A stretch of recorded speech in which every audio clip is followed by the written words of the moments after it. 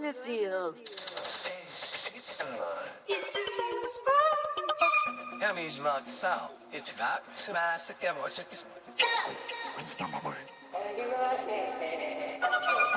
Say mama, bye, whenever it goes miss. Just give it one again, like when you say you can keep it. My part, I never thought to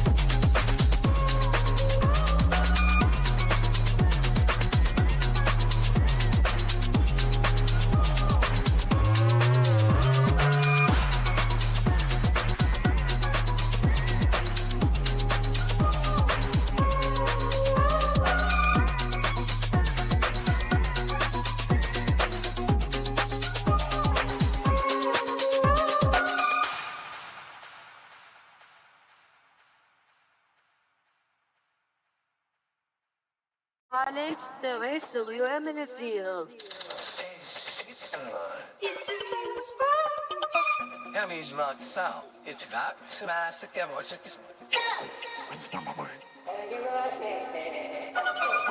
Team mama buying when everything goes miss. Just you want to get no like this. You can keep it check. Not far. Can't that was something. Okay.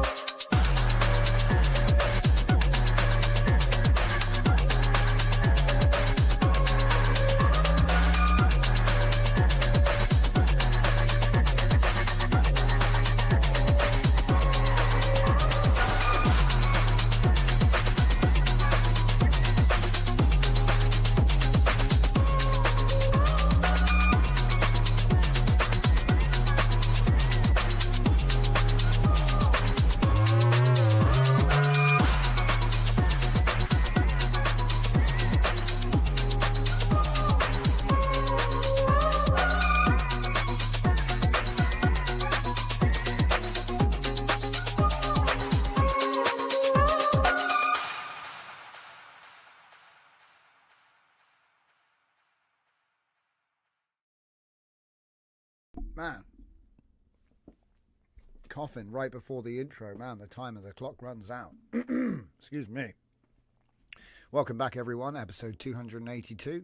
We're going to be checking out Markdown 3D quickly, and we're going to take a look at some other stuff. So thank you, Sharona, for leading us in. We'll get her out of there. So welcome back, everyone. Like I said, today it is the 20th of October at 8 o'clock. And it would be a Monday. So like I said, episode 282, I'm Drift Johnson in front of the Black Void, and this is Scuffed Epoch, Latent Space Live. And the music's still broken, so hopefully at least the microphone is working. Let me just double check you can actually hear me. Yeah, it looks good. Hello, Fernicar in the chat. Battle Cruiser operational, liked and subscribed. Now were we? We've got Luco Thea is here. Welcome, welcome. And Full Dive Media, how are you doing today? Well, I had a bit of a rough day, to be honest, but I'm feeling much better now. Just, I don't know, some kind of thing. I think I must have eaten something funny last night. But, yeah, I'm good. So, what we're going to do is we're going to get right into it. Markdown 3D. So, the thing is, I've updated it. So, I'm going to try and... I might have to delete it, but I'm going to see if I can just do a git pull. Okay, because I did get it from git. So, I should be able to git pull. So, I don't know. It might have a problem. Looks like it was good. Okay, so I've updated it. But the question is this, because sometimes when he does it, is it actually here? So I'm gonna say I have updated my MCP by git pull from latest source. Read the... What was it? Yeah, check my MCP is reloaded. I mean, I guess I have to just restart the server, don't I? But it might be I have to do like a new build or something. My MCP is up to date and ready to use. So, yeah. Oh, glad you're okay. Thank you. All right, so here we go. Put that there. And I'm going to need my careless. Everything's off. It's been offline. Where are my tools? Tools. There we go.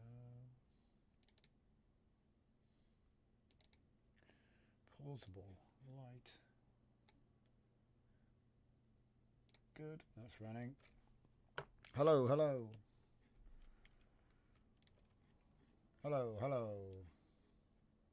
All right, cool.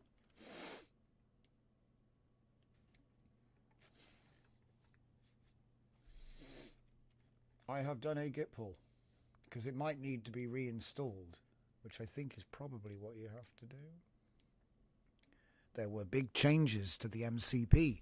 It's now able to do crazy big files, and it does chunking. I implemented an XML chunking system with an assembler, so that means you don't get truncated files from the output, because often write to file or replace in file will glitch out and lose the whole output. So that's what I did. Yeah, run build. I thought it would be something like that, but I want to see, can he do it? You know, just do a git pull and then tell Claude, hey, I just did git pull, do the rest. Lazy boy. So yeah, don't forget, if you're watching live or if you're watching later, the links are all in the description. Closing in on episode 300, guys. I've not got long. It will all make sense when we get there, but don't worry. We're still going to be here. We're not stopping or anything. Okay.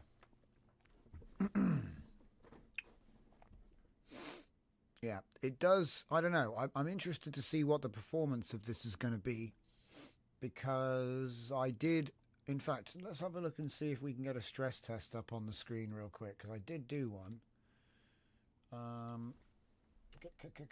Careless. 3D. And remember the three ugly sisters? It's a good prompt for testing the image generation. So let's go to GitHub. So over on GitHub/MushroomFleet, you'll find many things. And in the repositories, I'm currently working on a bit of a project, which is a double proof of the system I've come up with for like advanced interface design for many apps. Do you know what? We should probably just do a quick paint. Multi-billion-dollar research tools. Yeah, that's right. Open it there. That's a good idea. You don't get white bombed this way. My eyes, my retinas. Okay. Put it on that. Get it on brush. Let's talk about it. So, at the moment, we've looked at lots of different methods of software design with LLMs. Okay. Can I make it bigger? Is he scamming me?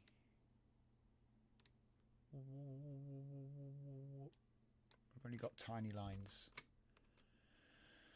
Oh, it's over here now. My bad, guys. My bad. I'm sorry. They moved the thing. Right. Okay. So what I was thinking was, at the moment, you do a prompt and it makes your app. Okay? Cool. Right? So, app. And then in a different color, prompt. Hello, Zeus. Welcome to the show. Okay.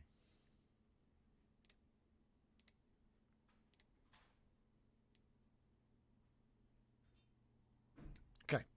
So we do our prompt, and then he makes it into our app at the moment. Yeah, that's basically what's going on. I know it's simple, right? But we'll get there. So the problem comes when you want to do another app. So you do another app, but they're not consistent at all, and they don't interface really. So you could do like a classic is obviously the API, right? We could have an API in one or both. Oh my goodness me. API. So we could have an API. It would technically be at one or the other. Let's say it's at A, and it's going like this. Okay, so you make an app with one prompt. It has an API for whatever it does. Now your next app can just use the API instead of having to rewrite all of that functionality. So you can have a server running, and then you can do, so, you know, this is typically, you might see something like this with, you know, like a GPU backend, and then like a React UI, you know. Oh my God, I may as well just get the type tool out, you know what I mean? I'm hopeless, guys. Hopeless. Just write the arrow there. Okay. GPU.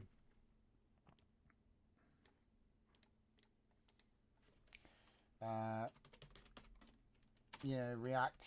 Yeah, React. Just say React. It's fine, whatever. React front end, you know. GUI, even shorter, right? Okay. And that's cool and all, but this is basically what's going on. Do you know what I mean?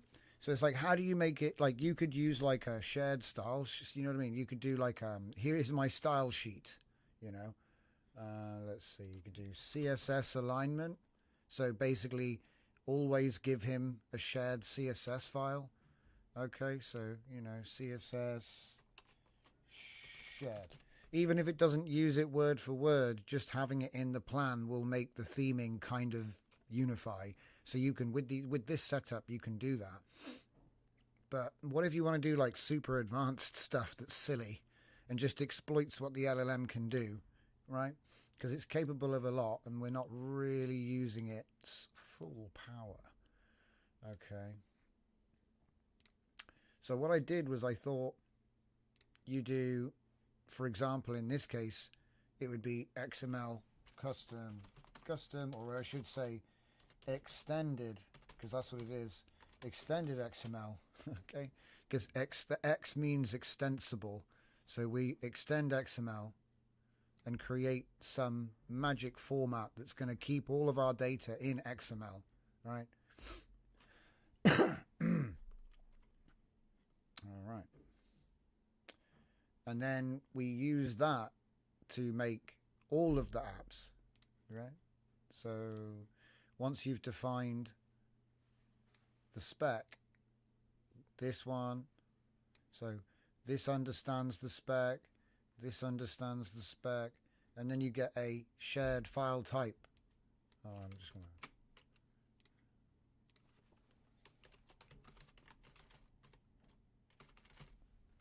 for the custom data that you're trying to hold, but it is actually XML. Do you know what I mean? It's just XML, what basically. Okay. Right.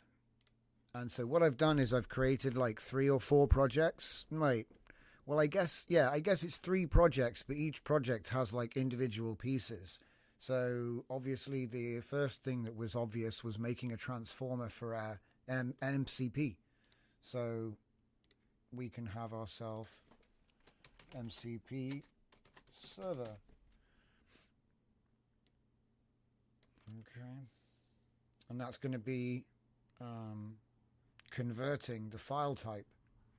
So in our case, it's Markdown. So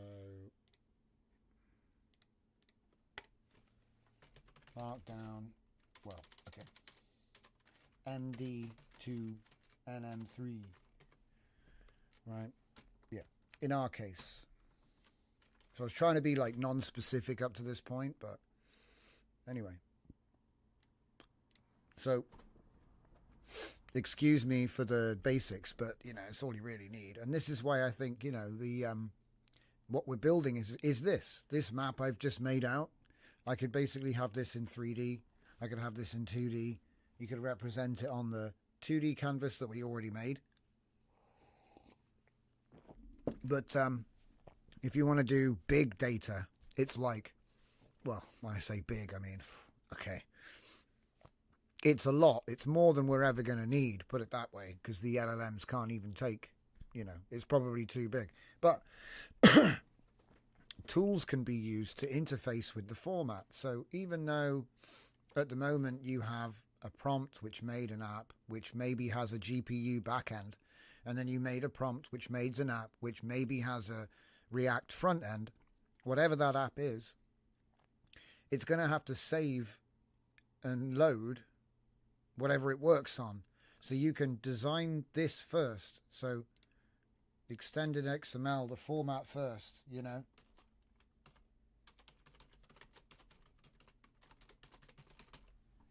Format first of design.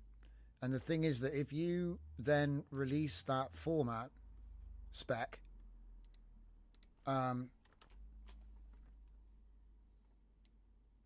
if you release that format spec, all of the apps that you need to work with it can run off of the extended XML format. Okay. So MCP server M3. So what we're doing is another one of them. It's how I made the NML. It's how I made NM3. So NML is nested markdown language. That's an XML extended language. Then NM3 adds a third dimension so that it can be viewed with 3JS as a graph in 3D space. You can like fly around it and stuff. And we've got some stress tests to show on that, which is kind of quite funky because I've got a good computer now. Up until now, I've been using a lower, like a mid-range laptop, and it runs okay. So, but here we have, like I said, before the purple stuff, you would have had to just make an MCP from plans. But when you've got the same XML spec defining the file format, all of the things it's doing, all the properties, all the variables, everything's all available and defined. So it's easy to make an MCP. It's easy to make other apps around this, so you have like an ecosystem, and also you can give this out, the spec, and then other developers can make maybe better apps than you made. Maybe you know what I mean. They can make things based on it, and it's just for anything really. You can just about do anything with this. The LLMs love XML, so it opens up a lot of doors for complex stuff. When you combine it with the existing plan phases and unfolding process, it's looking really, really nice. So I'm just going to get rid of that. And so it starts with, there's a whole bunch of things here, but it leads to NSL, which is the narrative spittoon language, which is the third language I've written, and that's for generating, well, it's for writing books with our tested process we've developed here in this community for the last year and a half, maybe more. So we got NM3 nested Markdown. That's the actual, that was what was made first, the standard. And then we have Chungus, which was the test agent that basically does exactly what the MCP does. So he was, when he got this working, that's what went into the plan for making the MCP that we're going to look at. Then I've got the archive, which I will need in a minute. Also, I created an app with the same spec for the 3D web search, which wouldn't download yesterday. And I had a, what does it call it? Cascade. But we'll get past it. So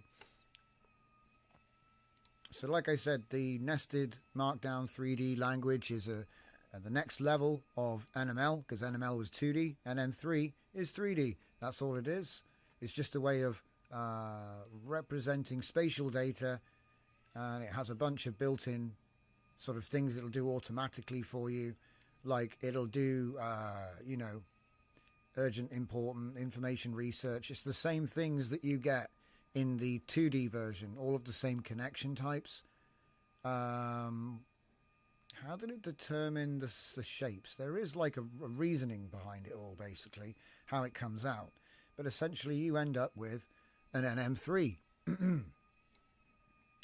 So obviously we made Chungus. Chungus is the Markdown to NM3 knowledge graph transformer. All you need is the system prompt and the artifacts, and away you go.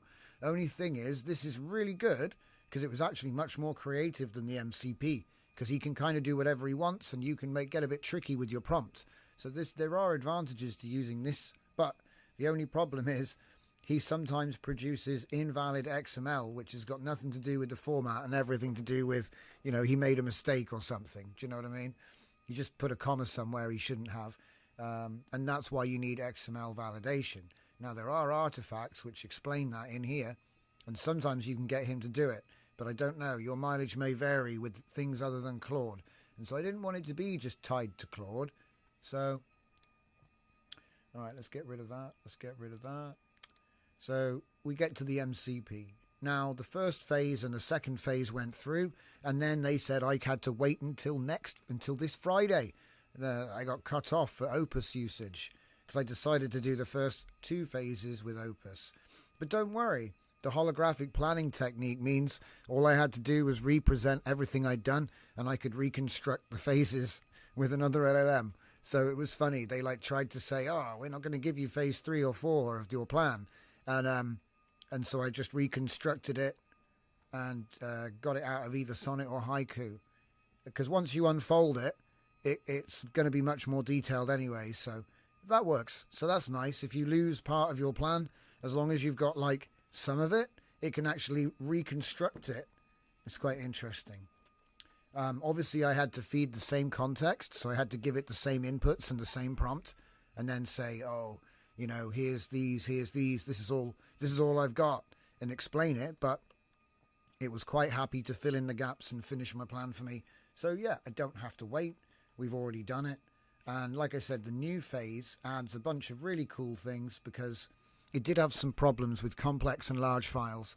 And I think we've solved that. And then it had some problems with the write to file tool, which is used by things like Klein, and replace in file. These are common tools. They were failing because the amount of data, he was just basically unable to keep it in memory, and he would truncate a lot. So I came up with a way to resolve that called, you guessed it, chunking. So what we got now is we've got a new tool called chunked. Okay, so you got a chunked mode. Here you go. This is how it does the automatic associations. Check that out. So sphere, single ideas, cube, categories, cylinder, timelines, pyramid, priority lists, torus, loops. Obviously there's, it's quite cool, isn't it? So it'll automatically do that. It didn't have a spatial layout strategy before. It was just kind of random. But there's a bit more in here. Oh, and then obviously the phase 4 performance enhancements. We've got all these different things.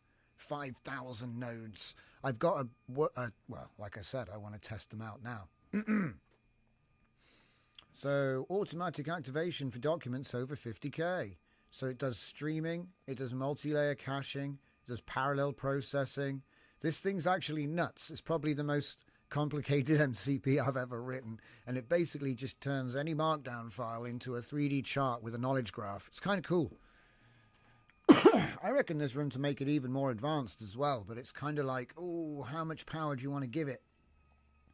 Really, I want it to be like, give it a better Markdown file, get a better graph. Give it a simple one, get a simple one. I want it to be kind of dynamic, but like I said, it works really well.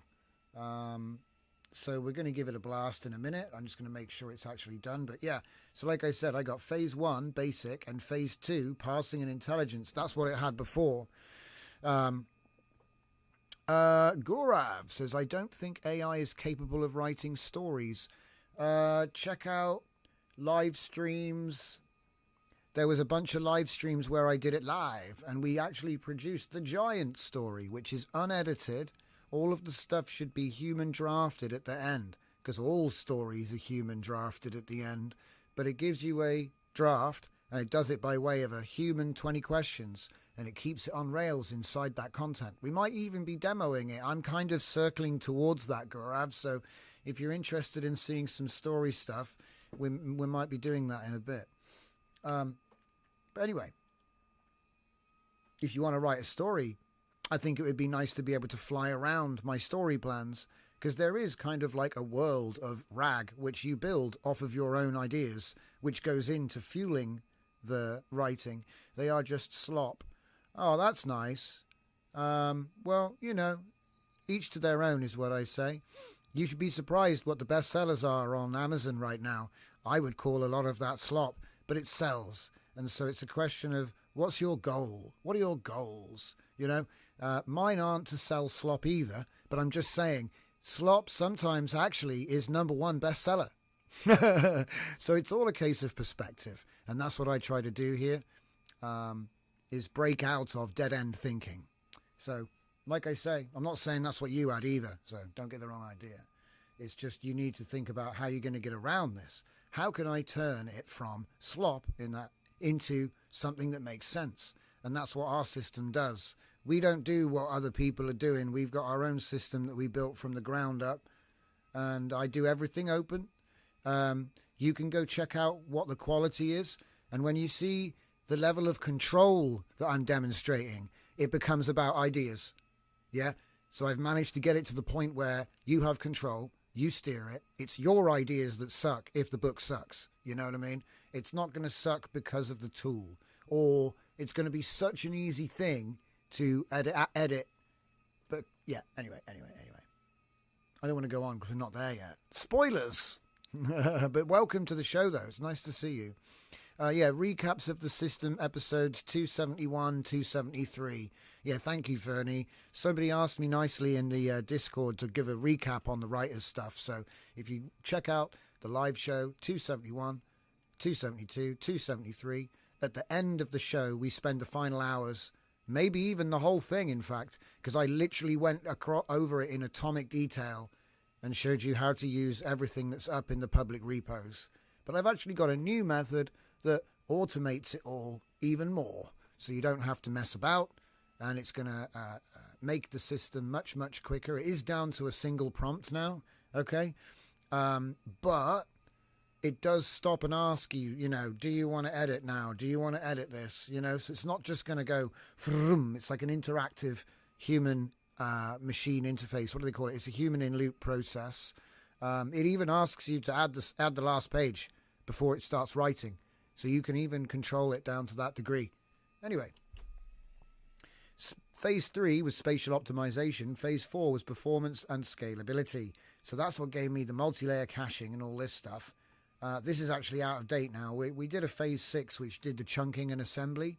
And like I said, it gets around the problem with replacing line and write to file when, you know, it truncates because it's just too much for him to remember. So it's probably all going to fail now. I've said all that for that reason. But it'll be fun. So, how are we doing? Oh, go away. What did you do? You did a test? He did a test? Where's the file? I hate it when he does tests and doesn't give me... There we go. Okay, fine. I take it back. Test output. Okay. All right. Well, I guess we'll load it. So, load the thing. Load the thing. Get the... Is that really... He didn't put it in the out folder. Or did he? Wait a minute. Wait a minute. We are in Markdown 3D MCP test output. Yeah, I'm just in completely the wrong project file. Here we go. Right, I think it just made that. Yep, confirmed. Wait. Yeah, I've just been talking for too long. Okay, so what is it? It is a test. It's just a test. All right, check that out. So this is supposed to be the beginnings of a way to interact with the data. Now, each one of these is a markdown, right? That's a markdown. If I click on that one, that's a markdown. It can embed images if there are image URLs in it. If there is a URL, like if there's a URL in there, because like the first line is the title, and if there's a URL in there, I think you press Control L, so you can like look at any of these, and it's a bookmark thing for sniping URLs. So if you have like lots of readmes and they have the GitHub URL in there, it's going to do that. And then what else? What else is there? Oh yeah, of course. You can control copy any of them at any time. So for example, if I was on this one, it says deep learning has transformed AI capabilities across domains, right? So if I just copy that and escape, it's in my copy buffer now. I could say, I don't know, summarize this text and then just wait for it. Wait for it. There's not much text there. It should be pretty quick. What's he say? I'd be happy to do that, he said. I don't see any text in your message. Oh, something went wrong. Something went wrong. I copied it. Summarize this text for me. Maybe I'm clicking the wrong buttons here.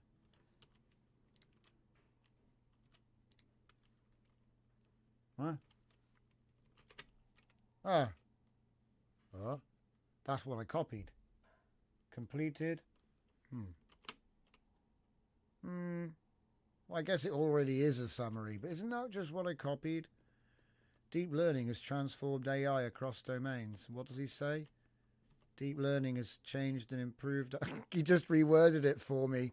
That's kind of funny. Anyway, we've actually got another app which does proper search, right? And it uses an API, like I was talking earlier, in case you missed it, because you just joined. Instead of just making a prompt and making an app, which would be... I need a color. The brown square. Instead of just doing... that's not a square. Anyway, instead of just prompting an app, and then every time just prompting the app and making another number, you make like 100 apps. Make the app with API so it can do whatever it does. It's got an endpoint. So then your next app can just interface with that, right? That's the idea. But the app was originally built on a custom XML spec, right? So the custom XML spec drives all of the, it's RAG for the prompt. So you're like, I'm designing an app based on my XML spec, which is attached, and the app's going to do this and that, right? Make sure there's an API, fast API or whatever. Okay, so then my next React front end can do all the good stuff. Lightweight, easy, but running locally, okay? So that unlocks the whole, oh, how do we, because you can just do the Python backend API to the thing.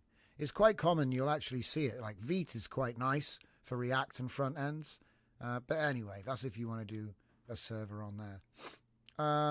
So shared CSS, if you have a nice, so say when you make your first app, you can get the CSS and you can say, distill this CSS into a unified CSS rule document. And then next app you make, you fill that in, right?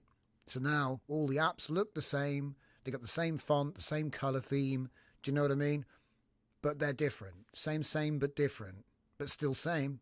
So now when I make my MCP server, I just feed it the XML spec. It doesn't need any of this stuff because all it's going to do is make the file format that this app makes and this app makes and the other app makes, right? Okay. Because it's essentially just graph data, right? It's graph data with spatial. I don't see any information. Would you like me to do the thing? But anyway, we've got more to show you because these are very basic, right? These are basic. But it's proven that my MCP is up to date and running. So I wonder, do I have to restart? Normally you have to restart the servers. I'm going to ask him because I don't know anything about anything. Let's see. I like this game. Tell me, okay, should I restart my VS Code to see the new MCP server updates? Question mark. Should I? Should I? I mean, according to this, it's all working. He's like patting himself on the back. Oh, what a great job. You know? Oh, yeah, I did a great job. Look at me. See, the thing is, we've got new tools, which he's not, I don't see, well, he needs a big file to test it, really. No restart needed. How to restart? I don't have Claude Desktop. Okay, well, he's getting a bit confused. Right, let's just have a look here. Let's have a look. What do we got? Ooh, there's tools missing. There's no, yeah, we restart? That'd be too easy. Oh no, that was all it needed. Okay. Yeah, easy. All right, cool. So yeah, we'll auto approval. Whoa. Settle down. We don't need to do get chunk status. Yeah, I guess that's worthy. Validate and yeah, you can do that. I don't need all of these. I'll tell him when to do that though. Okay. These are the new features. So the old feature, if you gave it too much, it would get a bit silly. So now he knows. Oh, because it truncates stuff, you see? And I'm like, don't like that. So this prevents truncation by creating a bunch of chunks which get assembled. Yeah. The biggest problem when it was done was he kept outputting it to the VS Code directory. I was like, how do you even word that? Dynamically save it to the user folder. Like, why would he do that? It's because technically the MCP is in the VS Code folder in app data, you know, when you install it. But anyway, that's now working. Right, so let's switch out to a different folder so we're not mucking up this. Oh, hang on. Yeah, he's just telling me to restart. I don't need to run that prompt. So we'll go 2M thing. That's our conversion place. So what's this? Giant documentation relationship graph. So what I've done is I've done a relationship graph for Giant Book 2. And then this would be a previous. So I'm just going to rename this to earlier test. God knows when I did that. Probably phase 1. I'll say phase 1, maybe. Giant Book 2, phase 1, maybe. Jeanette? What's that? That's not a thing. giant. Okay, so then what we'll do is we'll just repeat the prompt with the new tool, and hopefully it should just go boom. We'll just write up the new prompt. It's not hard. I'll just write it. So you'll just go act mode, because usually an MCP needs act to act. So we'll get rid of that. Get rid of that and that. Right, so here we have Land of the Giants. And this is book 2, I think. Book 1 summary, book 2 summary. Oh, I wrote a report on the whole trilogy. This is going to be fun. How many characters is it? 60,000 characters. I say that's going to be a good one. So I'll say we can use transform to NM3. Ooh, I'm not even going to tell him to chunk it. He should do it on his own. With at giant. It's not coming up. Oh. There. Out giant. Wait, that's not out giant, is it? Yeah, it is. All right, cool. We can use transform to NM3. Did I write that correctly? Nested Markdown 3D. Yeah, should be. All right. It's nearly coffee time, guys. Let's check out the chat.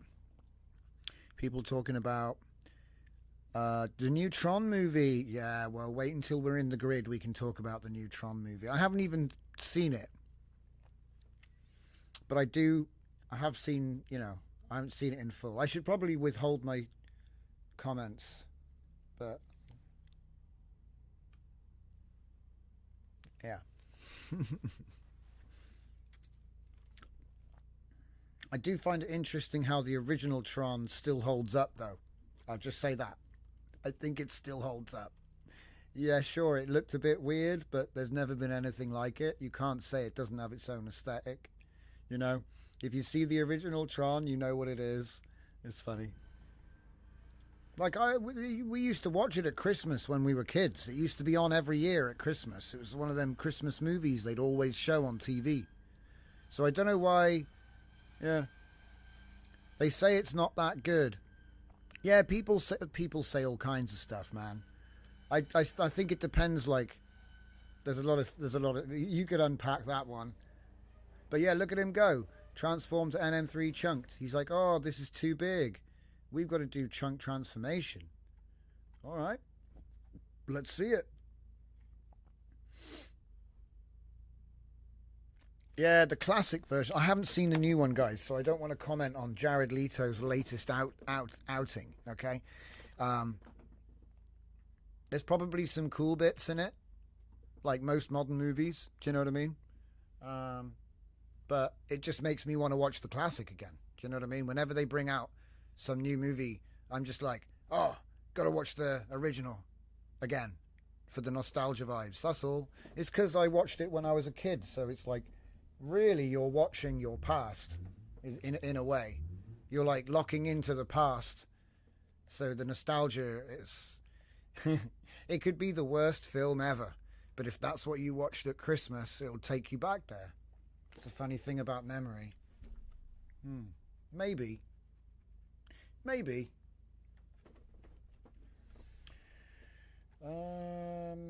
Okay, he's still chunking. It would be nice to get some feedback, but I didn't want to ask for too much. You know what I mean? Do you know the funny thing about the CGI in the original is it was an original type of animation. Like Disney invented the whole thing just for that movie, and it had never been done before. So I kind of like the pioneering aspect of the production. So that's probably another reason why it's cool. It's a bit like watching the first Alien production stuff. You get to see the greats, like experimenting, that no one knows if it's actually going to be a thing yet, So it's an interesting vibe when there's people that you now know from other things they did later, but this is like, yeah, it gives you some insight, I think. So let's download while it's doing this, because that might take a while. What we're going to do is, or it might just fail. Go into my MCP folder, and we got a couple of test ones. So we got book phase 4 and large synthetic. So we will download that, and we will download that, and we'll look at them now. Maybe. Let's refresh this. So downloads. Right, so let's look at phase 4. So this is what we're now making with the new MCP. If I give it, I think this is book 2 summary. There'll be a label that'll tell you book 1. So this is the book 1 summary, but as you can see at this point, it's not, here. There we go. That's more like it. So if I wanted to tell you about the setting of the story I'm working on here, this is telling you about the location, right? The location of the story. Okay. So Milwaukee as a symbol. We've got an overview. So book 1 chronicles humanity's first hyperspace jump mission from recruitment through catastrophic crash landing on an alien world.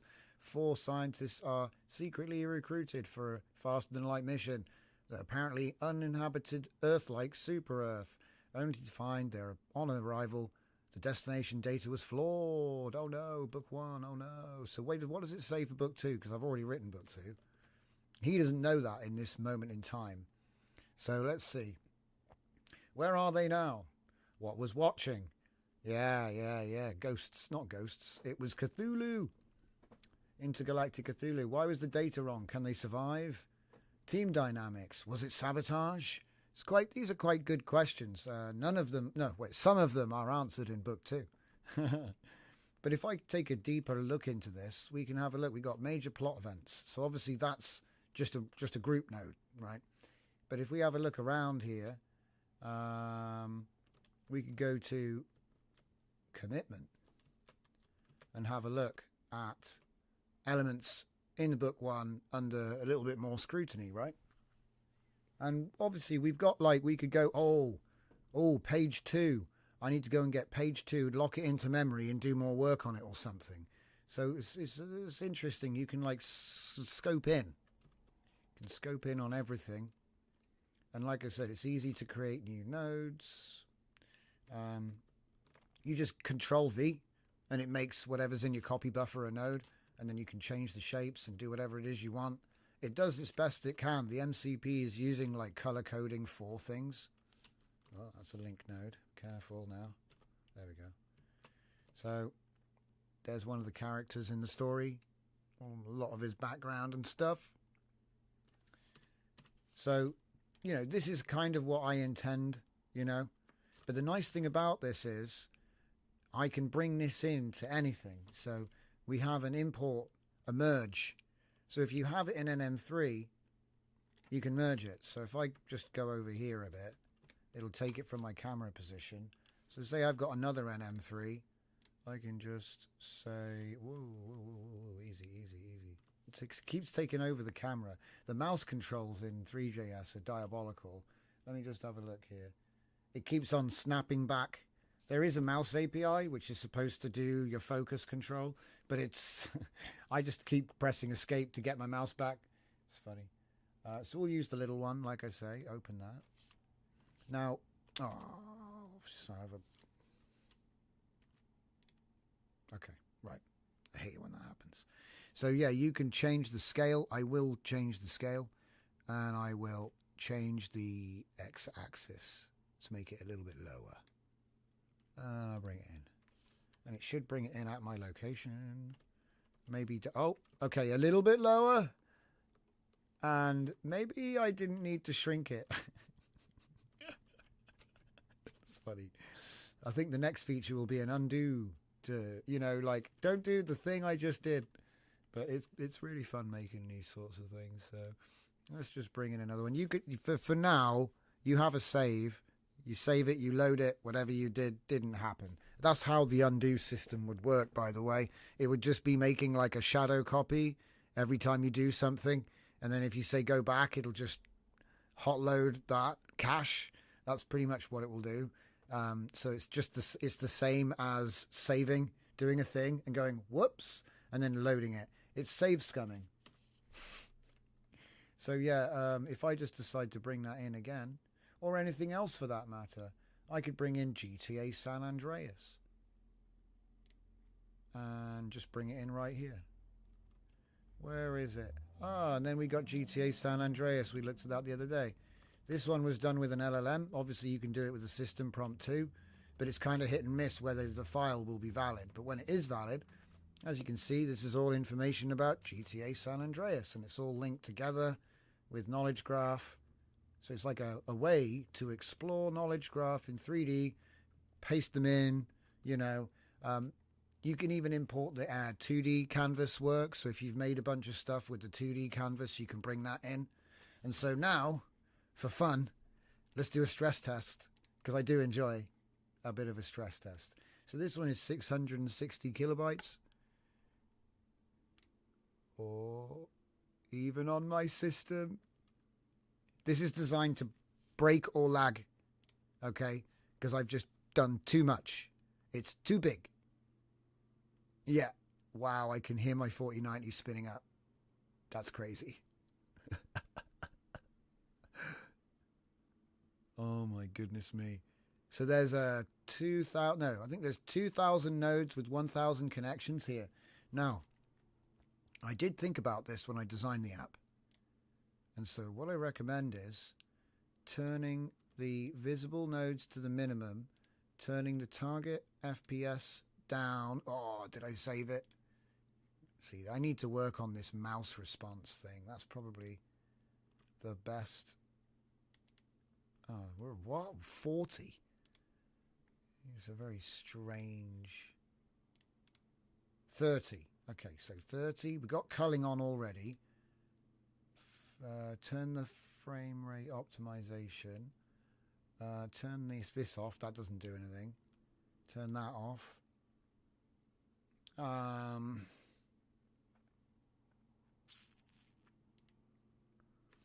Okay. Ooh, whoa. I thought I could just get away with it, and you kind of can. I'm shaking the camera to see if it's actually good frames or not, you know? So the other thing, of course, is you can blow it up. So if you blow up the scale, it's going to make it easier to load because things are further apart. Of course, travel is a problem. It kind of turns into a little universe here. So let's see what movement's like. Fast move. Okay, that's not too bad. Take it down. What do we got here? This is obviously just generated, so there's no real information in this. It's just, look, content for section to make it look more realistic. You know what I mean?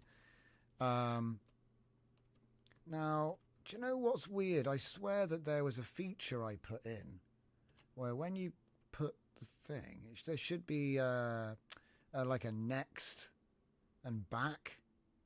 Oh, well, maybe it's just too many connections because God knows. Do you know what I mean? Where's that going? But I just wanted to show you, you know, the state of the project. Let's take this down. Take it smaller now. Oh my goodness. It's ridiculously big. Can we just move? Can we just move away? Wow, that was like control commands or something. Yeah, it doesn't like... I might take away the control, use a different key to change the speed, because that's what it is. You know, all of the weird control, it's because when you're doing control and you're moving with WSAD, it just hits a bunch of, you know, it's conflicts. So, anyway, So yeah, we've seen the large synthetic. So let's have a look and see. Did it finish? I want to know if it finished. I haven't seen this actually work yet. You know, it's not worked.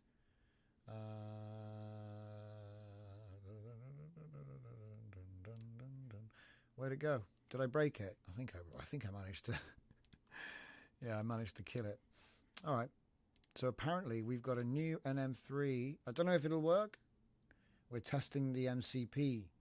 So it might just be junk. Let's go and find out. 2NM3. No, wait. Yes, out. This one. That's the new one. Ooh.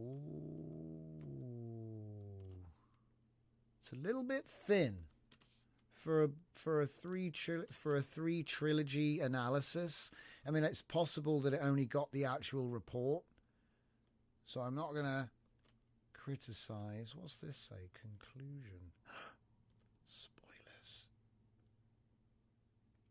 26 files. Okay, so he's more talking about what a great job he did at making the graph. 4 JSON technical documents provide structured data about equipment, infrastructure, scientific findings, and timeline.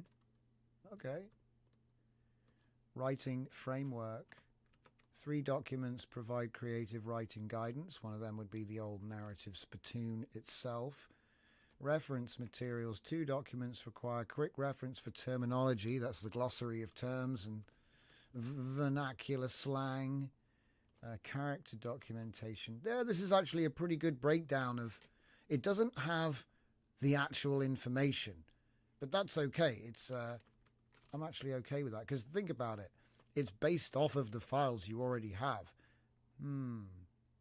I would have expected it to include more information, but this works though, because it gives me the basis. If I wanted to, I could copy each file in and connect it. So, and the idea is to use this as a bit of a, it's both a visual demonstration. See, let me just see what's going on here. There's definitely something here that I'm not really noticing. So this is the documentation relationship graph and analysis, which tells you about how it was written. And then this one is the documentation classification, which tells you more about the actual documents. But it uses a shorthand.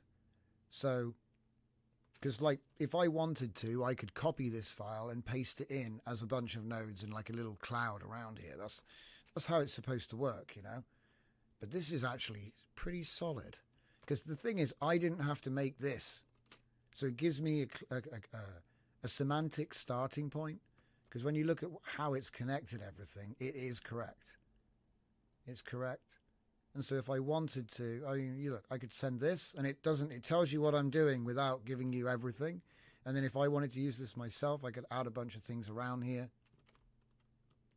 And like I said, there will be a search API. And if I go like, say, if I go and open this up, it gives me this. In the next version, after I've got this, there's a few things I want to do, but basically there'll be a prompt, right? And then using Olama or OpenRouter, you'll be able to, you know, it'll make the output will be a new node that appears next to them. That's the plan anyway. My mouse has gone crazy. Click in the middle is usually the best way. Oh, that's really nice. I wasn't expecting it to be... I'll admit, I thought there would be a bit more information in it. Like the actual nodes, I expected them to have a bit more information inside of them. But maybe I didn't actually ask for that. Let's see, the input file had lots of information in it. But, I don't know. Let's have a look at the chunks. Does it have them here? Ah, they're temp files. So they're gone. That's okay. So this is... Let me just do this quickly. Phase 4. Oh, it's phase 6 actually. Phase 6 maybe. So I reckon do it again, but maybe just say something, you know, including short markdown sample, including the markdown information, detailed, yeah, including detailed markdown information in the nodes. Got to keep it simple because, you know, what do I know how it's going to be used, you know? Okay, try that. So if I look, he doesn't actually have access to anything but this markdown, right? I've done this clean. So we're not in the folder where we wrote the book. I would suspect that if we did this from inside the folder where we wrote the book, we'd get a different answer, because he's going to read it. He's going to go and read all this stuff, or at least scan it. And then in the process of writing, he might decide to do that. So we're going to let him get on with the chunking again. Let me see. Yeah. This is looking nice. Because, like I said, that giant one, I doubt anyone is going to really make, you know, thousands and thousands, you know. But the fact that it can do it, though, is interesting, because ain't nobody going to do that by hand. And to be honest, I don't think that there is a knowledge graph format which is like an XML standard and you can embed Markdown in it. All of the viewer stuff, like looking at it to copy, or, you know, if there's a link and it will go, you can go into the open a new tab. All of that sort of stuff I've just put in for convenience, because it's a 3D mind map, but it has knowledge graph support. Essentially, I mean, I call it that, but I just made the standard up. I couldn't find one. If anyone's got a proper knowledge graph standard, I'd love to build with that. But anyway, the concept was create the formats and build on them. So I built NML, which was the 2D careless canvas. That's been out for ages, works really well. I've done so many complex plans, and you can include a blow-by-blow of everything you did in the timeline, so people can follow, retrace your steps easily. Now, with Careless Canvas 3D, all I've done is add a new dimension to it. So add a new dimension of depth. And then the ability to like patch in graphs from other places. Obviously that perplexity search API that makes a 3D grid, you can obviously save that and then import them in. So then you've got like a way to bring in external data. I'm actually going to make it easier and just have the API used for that. But that is pretty much, and the reason I wanted to spend time on this is because you're going to see me setting stuff up. It probably won't look like this, because I'll use custom shapes and colors, and I'll probably set it all out by hand, so it probably won't look as cool, okay? Visual relationship graph. Oh.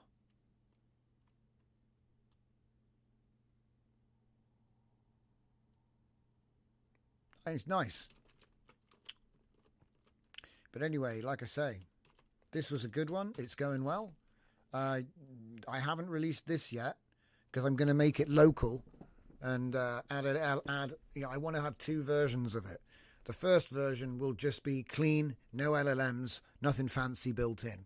And then the following version will have Olama, OpenRouter, all the standard stuff I normally put in my apps. Because I want to be able to just click on this. Maybe you know what I mean? Maybe I look at it and say P, you know, click, you know, as soon as I look at the, yeah, say I'm looking at something, like right now I could press E and select it. Allegedly. There.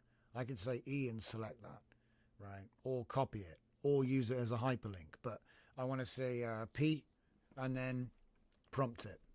And then the response will just be created, you know, kind of like in a semicircular arrangement. I'll just have it be intelligent and just do something, right? It's got collision detection and all this nonsense in the MCP. So if it can do it, there's no reason why, you know, the app can't do it too. That's the way I look at that. But anyway, enough of my knowledge graph nonsense. I want to show you my third proof, because the first proof was your favourite, Careless Canvas. I hope you used it, because I still do. I think it's a great tool. Where is it? Careless Canvas, originai.com. Ooh, whiteout. That's better. It will immediately change, though, for some reason. OC. Okay, so Careless Canvas, obviously, I used to log loads of super advanced plans, which I did to build loads of software. Like, here's the video editor. Do you remember the video editor? Who remembers the video editor? There's the video editor that used Banana. Okay. There's the plan for that. Now, obviously, this could bring that in here. It would be on a 2D plane. Do you know what I mean? It'll be laid out on a 2D plane, but you can bring them in. So it's compatible. So that was the other thing. By having NML be a standard, I could write NM3 and have a converter. So you can even have backwards compatibility, you know, because you've got your two standards. So, like I said, the first set proved out that NML works. The second set proved out that NM3 works. And so now I needed a third proof. And that takes us to coffee time. We're going to do classic coffee time. Classic coffee time.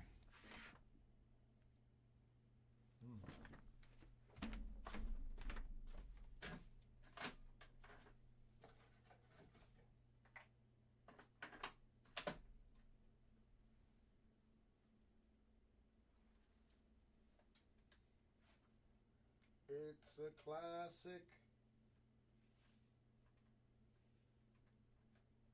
Going back to March, remember?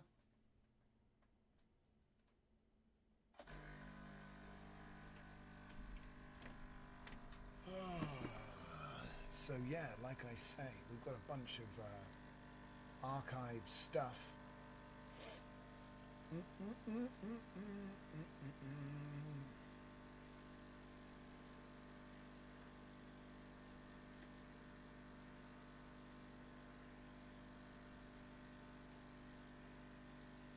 already looked at all those.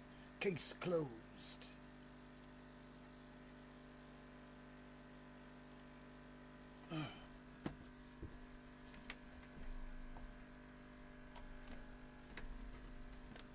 NSL, Narrative Spittoon Language. Oh, but what is it?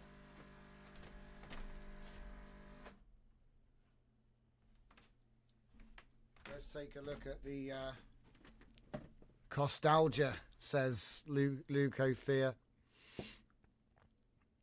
What's that? Lol. People talking about Gears of War. Yeah, do you know what? We do a bit of that after hours. You should come by the Discord. It's been quite fun. We've played Doom 3. We played Bolt Gun. We played... Because it's kind of interesting to look at the art direction. Just that. Bolt Gun specifically had a really cool retro shader system where you could pixelate the game and solarize the game to make it look super retro. So it was a Doom game that was trying to give faithful visuals, but with two sliders. So you had two sliders that basically give you either pixelation or solarization. And by altering those two sliders, you could go from modern 3D to like old school Doom. Like you could barely see what was going on. It was glorious. Probably be doing a little bit more of that tonight. But we do like to hang out after the show. So don't forget to come by the Discord. Don't worry, we don't bite that much. So let's get back to it, guys. It's time for the narrative. Like I said, this is the third part. So this is the third proof that this is going to be a new system that works. I'm always making new stuff. It's not all about the last thing they renamed and introduced. It's kind of funny. It keeps happening, guys. But it's fine, because it means that everything that you made in the way that I taught you will just integrate seamlessly with all of this new stuff that they're making. All you got to do is add a little header at the top, and now it's a Claude skill. All you got to do is, it's kind of funny to me, but I'm all for it because we can build an abstraction layer on top with all of this stuff. But anyway, I think there is a recent game that use extensively voxel engines. Yeah, voxel. I'm a big fan of voxels. You don't want to check. In a previous life, I used to do nothing but review voxel spaceships. So yeah, I know voxels too well. One day we'll do our own marching cubes. Oh, don't. Oh no, you're giving me ideas. Listen, guys, let's just stick to the script, okay? Crazy things might happen later. So, narrative spittoon language 1.1. A unified XML-based file format standard for AI-augmented narrative generation. So this is, I still recommend the normal process, but this might allow for a bunch of interoperable apps, and because it's written in this specific XML standard, the app will be able to read from each part of the bucket when it needs to. So no more loading context window with stuff it doesn't need, because it will be able to retrieve the things it needs on demand. Okay, so this is kind of what I'm trying to go for, and I've already tested it. It already works. I've written 2 books with this already. It cost me between $5 and $8, and it's really about how much effort I put into the interview. It's cheaper when you put less effort in, and then obviously the output is worse. When you put more effort in and you actually bother to answer all the questions, it does help a lot. Also, you can steer it yourself by supplying the final page. So you can literally write out in the style you kind of want it to be written, you know, because it's your by hand. Anyway. It does everything that the narrative spittoon process does, which I covered in the last couple of videos, expressed as a single prompt. Okay, so this is the README file that we're reading right now. So this is explaining like what the hell it is, what this crazy man has done this time. But essentially it's a single file format .nsl.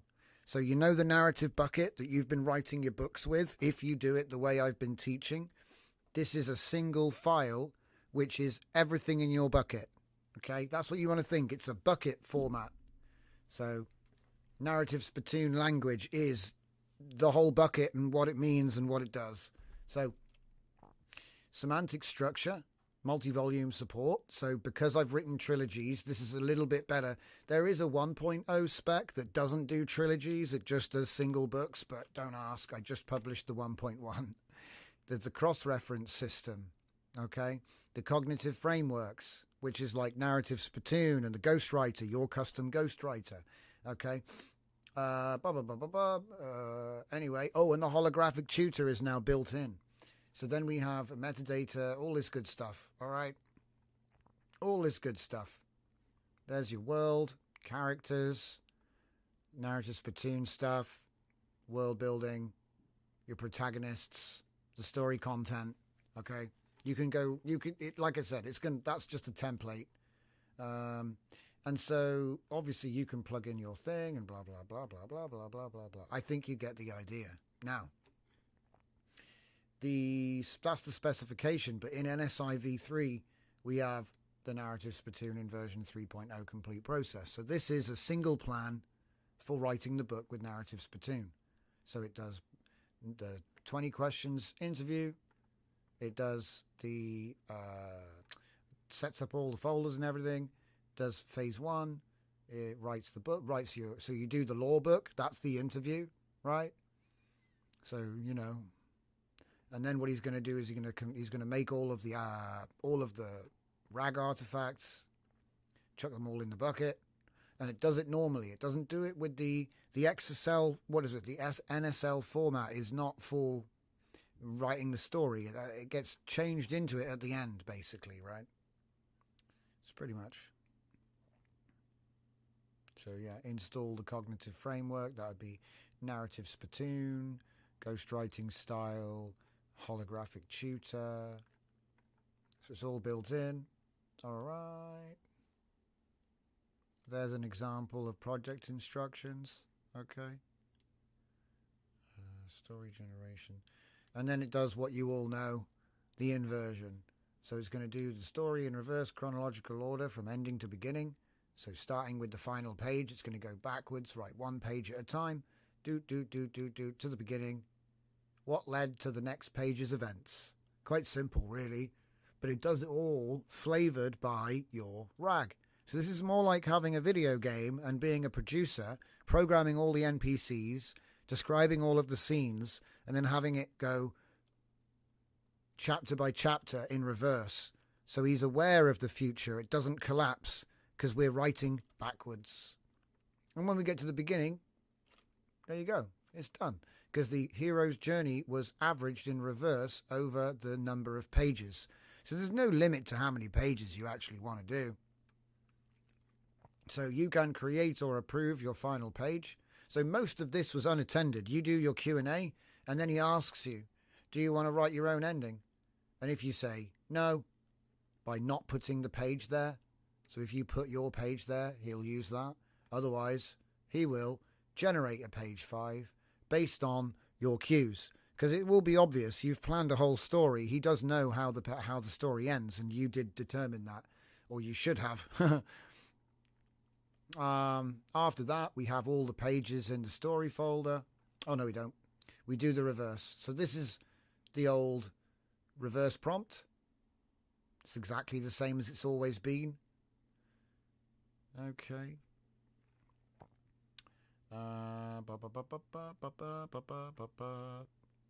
And then, yeah. Complete the cycle. And now when it comes to refinement, that's obviously up to you. We have a whole host of different enhancement and correction agents, and they are included. And do you know what? If he'll say, do you want to do quality assessment? And then he'll review it and give you a score, identify areas for improvement, no inconsistencies. But he doesn't actually change anything. It's just a review report. It's a degree level tutor for creative writing. And then you have a speech style pass. So this is going to use, because there is a file called speech styles, which is in the bucket. So what we do is we're going to review all the pages to make sure the characters actually are speaking as they should be. So this is like a little enhancement that extends the size of the text. With repetition sniper, we're going to basically apply a thesaurus to words that are repeated, overused, etc. And then there is narrative smoothing, which basically is similar to that, but it's more grammatical. Then you have the environmental enhancement. Okay. Now you might notice these are the tasks that used to be inside Uno. So Uno is actually a more advanced thing, which I would do separately. So the Uno to enhance the pages, followed by the semantic echo agent to do a report, which you then feed into a narrative in-painting agent. So then you're only changing the bits that need to change according to the echo, because it's going to find stuff which a lot of things don't find. It's very good. But I'll be providing more steps and everything. This isn't complete. That's why it's not public yet. But I'm already building with it to prove the spec. So anyway, by the end of it, blah, blah, blah, you basically go ahead and create, you've got that bucket, right? So what it's going to do, it's going to turn it into NSL format. All right. And then that makes it more portable, more easy to archive. And when I create new tools based on NSL, you'll be able to take advantage of like new GUIs and all kinds of stuff. Okay, because before it was like it's just a disorganized folder of files, which works great. But the problem is you can't really port that. You can't, if I tell an app, oh, there's just a folder full of files, just read them, it doesn't really work. So you needed a different approach.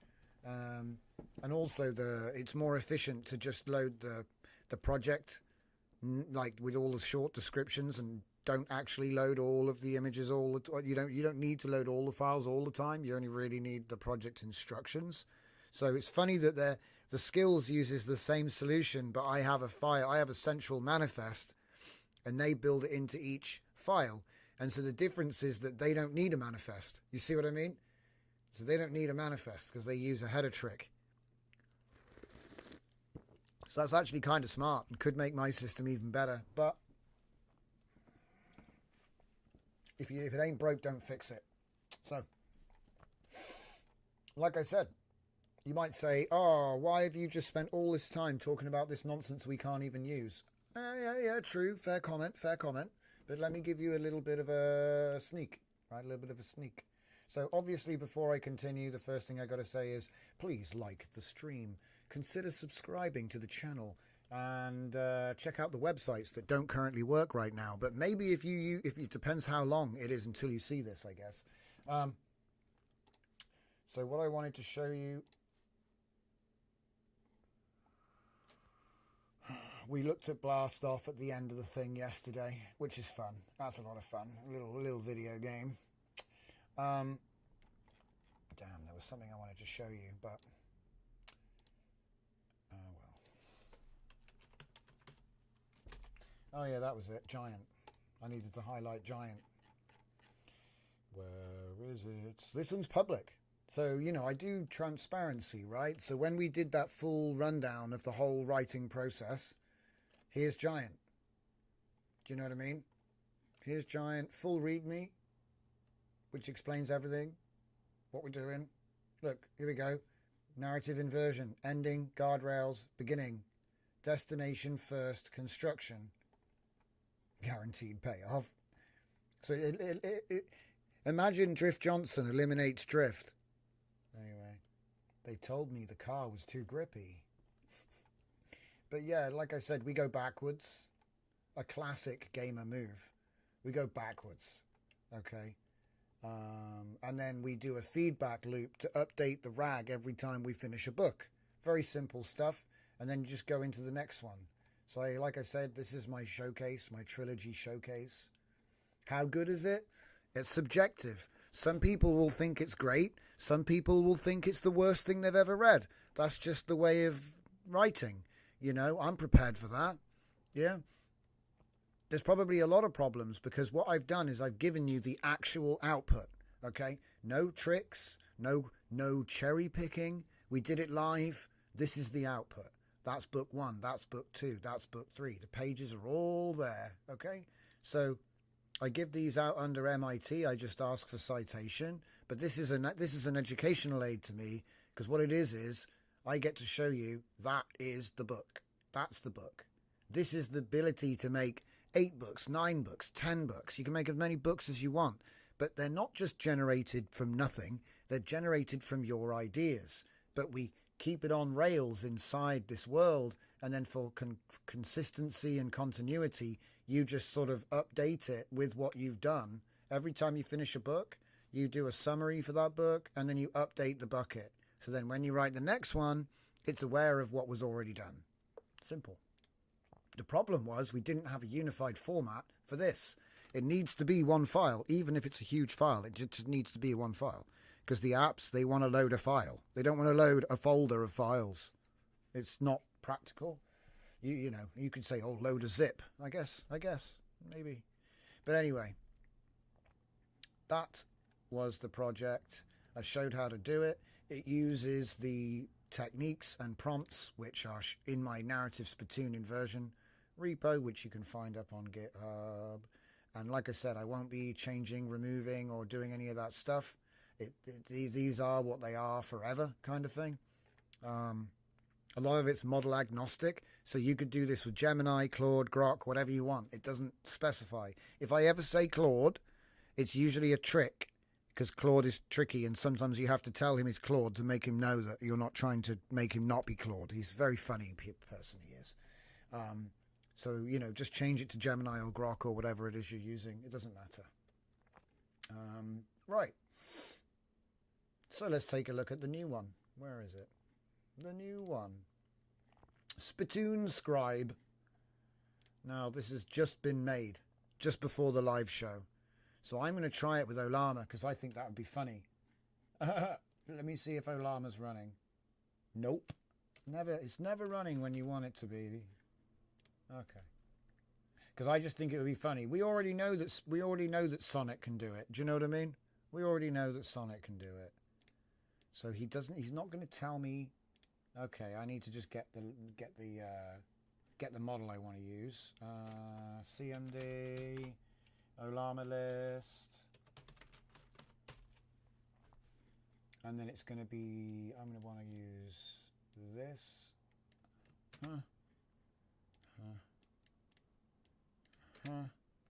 Is it on 114? I guess. I hope that's the right port. Okay, let's call this dev note. I don't know if it's going to let me do it, but it'll be fun. I've got an idea. All right. See, I've not tested this. This is brand new, made in like just now. So 20 questions or import. So you can bring in your own law book in Markdown format. That's already a thing. So if you already have a law book of a story you're working on, you can just bring that in. Okay, that's part number one. Failed to fetch. Right, okay, so it seems like Olama. Is that actually on this port? That's probably settings.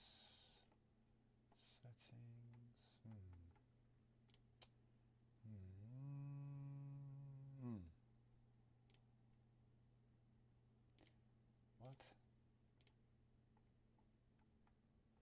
Hold up. So I put it on mine. What port is Olama running on? First question.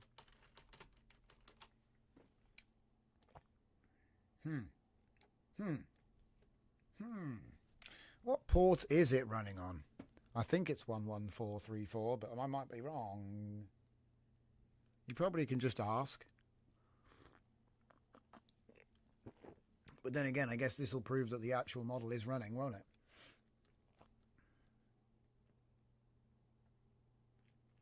Default port. No, that's not correct. No.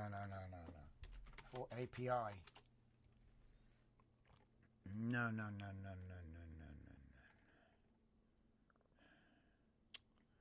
Okay, well, it's the model. He doesn't know. Poor guy. How about we ask Olama docs. Olama. Watch out, there's a white screen. Oh, it's actually dark mode in the docs. They have like a white website, but they're dark mode here. So yeah, API reference. And what do I want? I want to know what is the local list local models. Yeah, 11434 local host. That's what it's using. It's going to be cause headers because it's a local app and it's trying to interface with a web app because this is hosted on Lovable Dev, not on my computer. Right. So number one, let's sync this with GitHub because I'm going to need the source code probably later. So yeah. This means I can now download it from my GitHub. It should be private by default. Okay, let's try it with, let's start again and try it with the, what's it called? If I go back. Oh, okay, well, it doesn't save. There's more features, you know, you've got to add more features.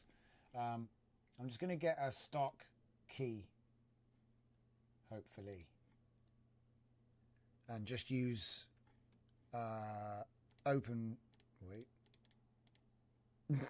just going to use open router, he says. Oh, okay, it changed. A bit sketchy, but it did change. Let's see. What do we got? We should have a code here.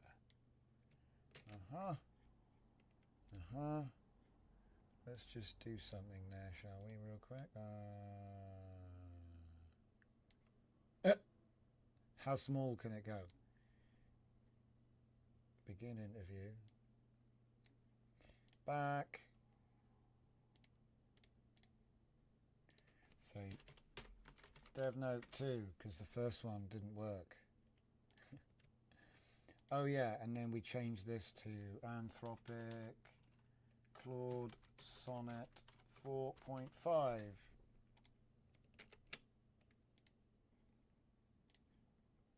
All right, let's see if it works with Sonnet. one way to do it. Oh, errors. This is brand new. I keep forgetting. Nope. There we go. Look at that. All right. Let's make it bigger. You guys can't see nothing. Okay. Much better. All right. So as you can see, there's going to be phases it's going to walk through. I can't tell you if they're all working right now because I literally just made this before the stream. But essentially, I gave it the prompt and the spec. So I put into the project the NSL spec, and then I put into it the prompt, which does it all in one. But I said, let's make a stage, step by step, multi-tab, React TypeScript. Let's go.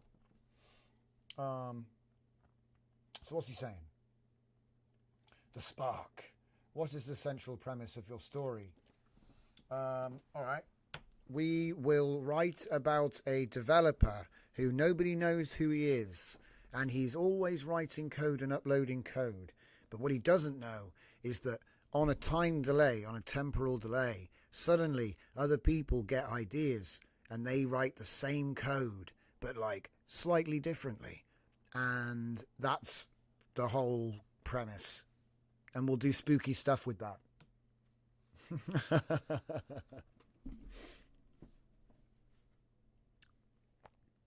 Are we ready? There we go.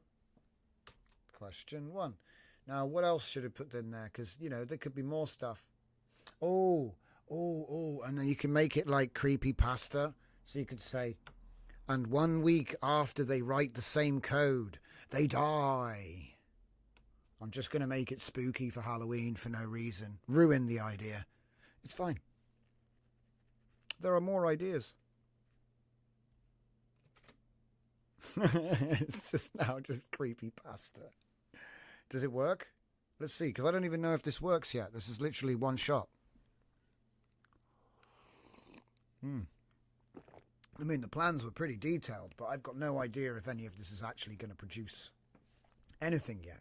But the concept is, I gave it the spec, I gave it the prompt, make me the app. Using all the same techniques that we normally do, phases unfolded into substages, as we've been teaching.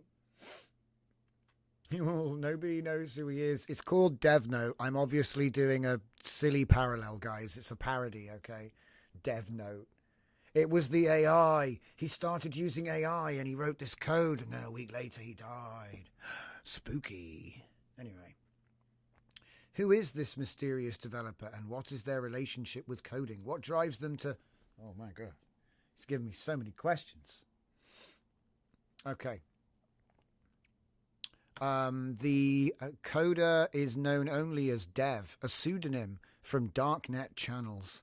But he does upload on GitHub publicly using an insane setup of proxies and VPNs for no reason, because nobody knows who he is. But he's paranoid about it. He wants to put his work out, but he doesn't want anyone to know where he lives or anything. He's very privacy obsessed, extremely privacy obsessed, in fact. He lives in an extremely remote location with no internet, and so he has to go to society to update his code, and he uses green energy, what's it called?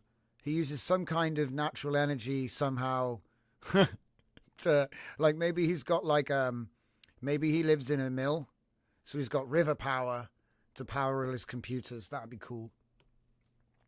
That would be cool. Yeah, it's pretty cool.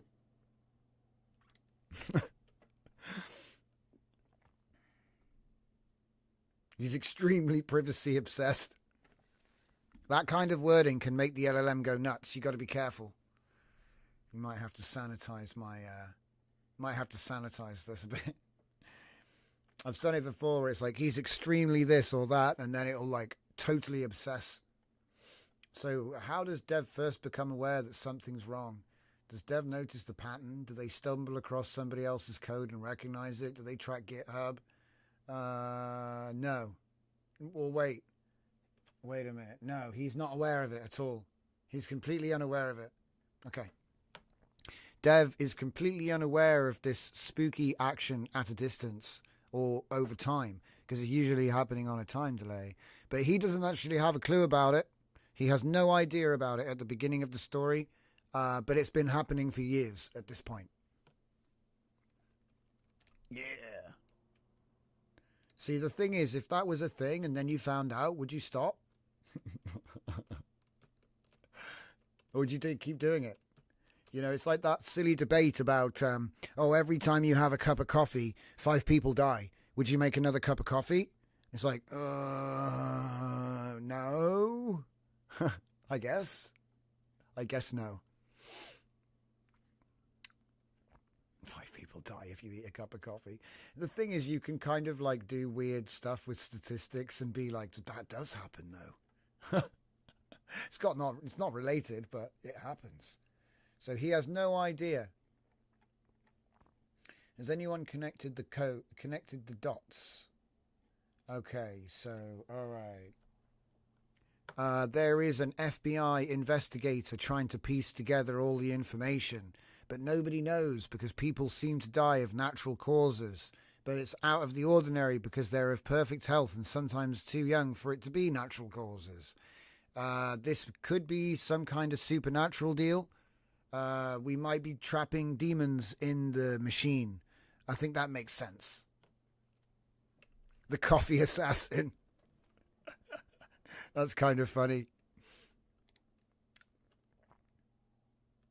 But he didn't mean to. So we can kind of make it a cult, but okay. However, I don't want to make this tied to some kind of hack religious thing. We'll do it with Lovecraftian themes instead, so there are dimensional entities in between the interstitial reality layers. We'll do it with that instead. And then it's because, you know, they're forcing the electricity to go around these right angles in the circuitry, and we'll just make up that that's the reason. They're leaking through and doing stuff, and that's spooky. Ah, yes, AI. I'm obviously doing this quick for the demonstration, right? Because there's going to be another 15 questions.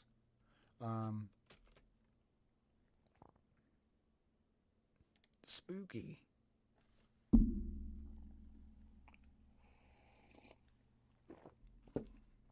See, they're going to be like, there's going to be, well, I'm waiting for him to ask me. I don't want to just put the idea in his head. I'm sure he's going to get there. It is. It's a total Death Note parody. It's not. But the thing is, he's not aware of it. Dev doesn't know. Who does know? Who does know? Okay. Someone's noticed. It's like cursed code, I guess. He's writing cursed code, which if people rewrite, they die. They die. It's silly, but it's funny. Okay. The private investigator connected the dots and found the GitHub, and then he tried to replicate writing out the code to prove a theory, and then he died. So now there's a new investigator on the case, and he's going to be trying to figure it out. He's going to be going around, and he's going to connect the dots, and he's going to have the eureka moment and figure out that this is the GitHub. Oh my God, this guy's repos, everything, it's the same. And then, come to the realization. But the guy that made the GitHub has absolutely no clue. I'm thinking it's like the, what's it called? What's that thing with the kid that sees dead people? You know? It's like, it's just what's happening. It's just what's happening. It happens to make the story happen. The guy that made the original GitHub repos has no idea. We're just going to make a pasta for fun. Until it says no, because might run out of money or something. It would be nice to do it with Olama, but I probably need to do a couple prompts just to make sure it works. That's all. Or just download it to local and run it locally, and then, yeah. So what's this? Question 5. What do these interstitial beings want, and why does the code create a fatal connection? Help me understand the mechanism. Are these entities conscious, or do they have like a dimensional phenomena? Okay, so, right. This is actually really easy. So the reason that the code is cursed is because he never bought a new computer. He's got an old computer that he's been keeping running for a very, very long time. And it's cursed, and all the code it writes is cursed, and everything it uploads is cursed. How about that? He's from another dimension. What's that? Epochs? Uh-oh. Oh, yeah, I see dead people. Yeah. I see scuffed people. He's from another dimension. Okay. What else is going on?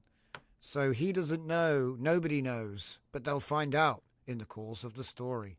Of course, the computer needs to be destroyed because that's the portal or prism through which the cursed stuff is coming from higher dimensions. It's all silliness. But this is for fun. I do enjoy the parody. I see stuffed people. Don't tell him that. He needs to keep it straight.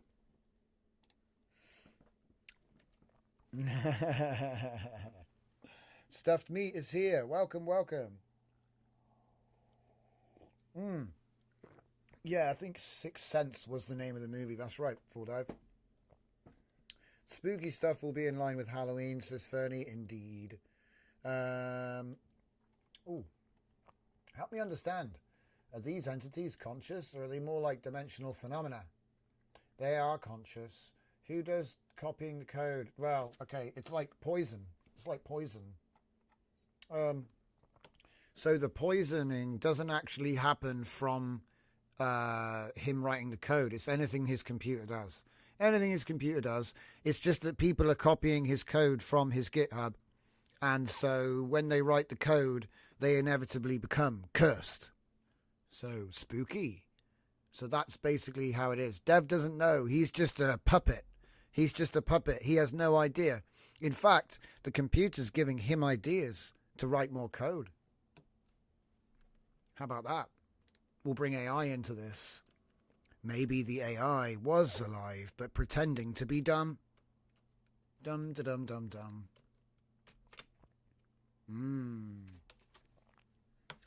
The AI which he uses as a code assistant is actually sentient and from another dimension, a different higher dimension, leaking in somehow through his cursed machinery that he should have replaced long ago but kept patching. Maybe he's done some strange things to keep it working, and that's the way it's gotten through. But here's the thing.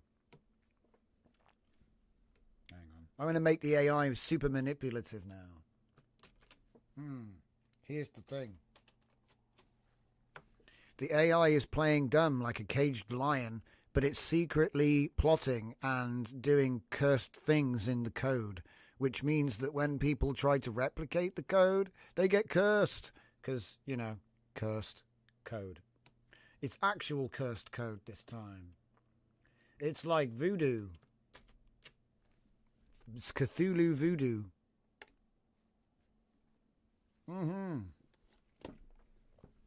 We need to establish rules. The computer is possessed by the spirit of a bad hacker. Is that in a Chucky movie? Is that real? I've not seen that. Or I don't remember it. It sounds like something from a Chucky movie. We're going to go schlock mode if we get the chance. But so what's this? Are these entities intelligent? Or are they more like... Yeah, I didn't mention that, did I? Yeah. Okay. The entities are malevolent and fully conscious. Okay, so that's part number one. Who does the copying? Why does copying it? It's like saying the name in the mirror 3 times. If you try to type out the code or do stuff with the same functions and different names, the code's cursed. It's like, that's how the curse works. You can't, ask how it works. You can't ask how it works. That's how it works. It's like saying, how does the gypsy curse work? Well, I guess there's a convoluted process, involving herbs and burnings, I guess. And maybe there's words involved. I don't know, crystals. What do I know? It's kind of irrelevant. The curse is it works. The thing about the curse is that it works. It's not important how it was done, really. It's just the fact it works is basically the linchpin. I would be like, we have to accept that the curse is real, otherwise there's no premise. So the haunted PC. That's right. Okay. Is there something special about... Okay. The entity knows that he needs to keep Dev occupied, so he's silently puppeting him, really. He's leading him down paths, giving him ideas, being suggestive, but not in an obvious way. Just basically manipulating him. It needs him to keep pushing keys, so he's protected in a way. The favorite. The favorite. Love it. We're going to run out of questions. What's the connection to the previous investigator? There's no connection to the previous investigator. They do know how the first one died. They are slightly more skeptical than the... obviously, because he doesn't know yet, but he'll learn to believe. And it's not supernatural. It's multi-dimensional. I don't think you can really call that supernatural. It's like some kind of weird physics stuff that is just made up. I guess that is supernatural. Will they make the same mistake? Almost. He'll almost make the same mistake. That's it. And then... I think that's probably enough for that first little section. Yeah. He'll almost make the same mistake. Okay.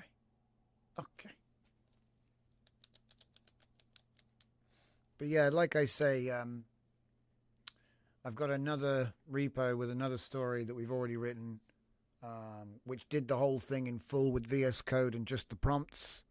So, the prompt, there's just one prompt now. So basically it's like working on a 3.0 for narrative spitooning version that is just a single prompt. Should make things a lot easier for everybody. But it's like, your mileage may vary because you might not be able to write files. Some models can't write files, so it's hard to make it agnostic. It should be, but it's hard to. Who is the new investigator?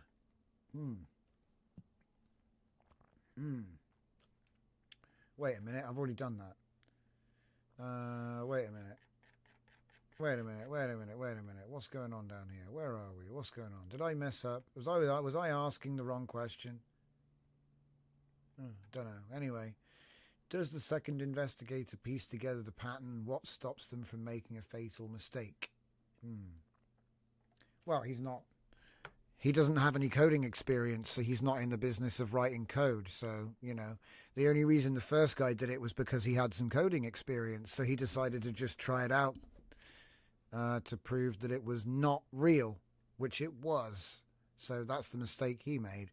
And yeah, there's a eureka moment when the guy figures out that it's the same code, just slightly different. It does the same thing. It has the code does the same features, even though it's slightly, it's different, but the same. So, you can write code in many ways, but it has the same functions. It has the same features. That's what we're talking about. Because it's the intent that's been cursed, not the logic. It's the logic. Who cares? You shouldn't explain things in so much detail. A lot of the details should be left a mystery because we want the reader to infer, imagine, or fill in some of the gaps. So you shouldn't really be going into this much detail on this specific thing. I think there's a lot of other things we need to talk about, actually.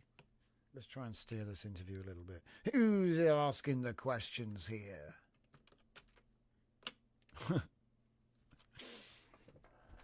Full Dive says Bloody Mary. Zeus says PC, hunted by the nerd soul. Haunted even, yeah. Good times.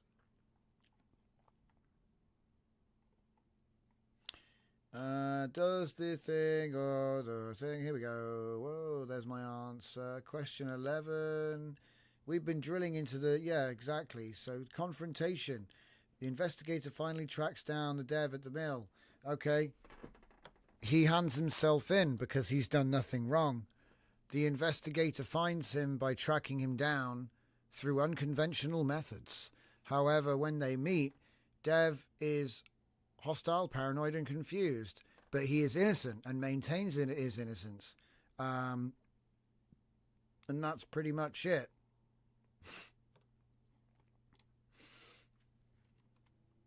I think I'll probably say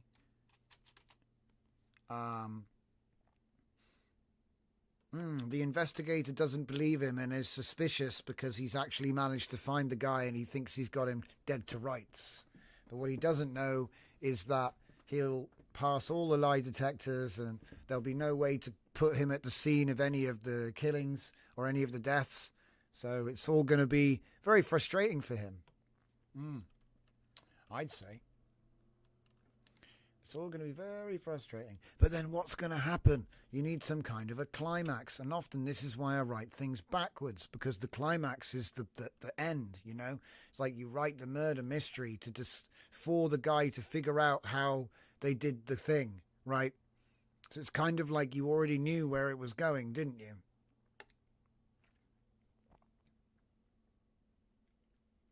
This isn't really going anywhere is what I'm trying to say, because it's just a concept off the top of their head. There's no, there's no thought placed into what's the end going to be. And that's the sort of most important thing about this process. You need to know what the end of your story is going to be, right? And I'm just, there's some weird parody. During the interrogation, Dev is lying. Does the investigator propose examining or confiscating the computer? And how does Dev respond to that? Okay.